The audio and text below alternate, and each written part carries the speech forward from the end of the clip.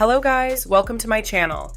In today's video, I'm going to show you how to fix Crimson Desert not launching, crashing, crash on startup, or graphics issues on Linux or Bazzite. First, restart your system.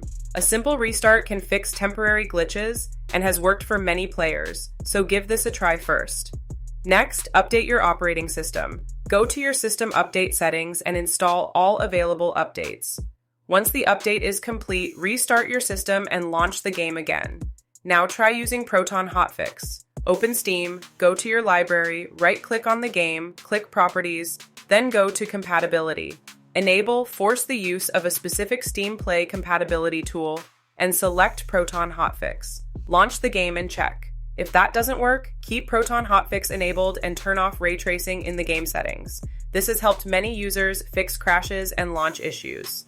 Next, switch Proton Experimental to Bleeding Edge. Go to your Steam library, find Proton Experimental, open Properties, go to the Betas tab, and select the Bleeding Edge branch.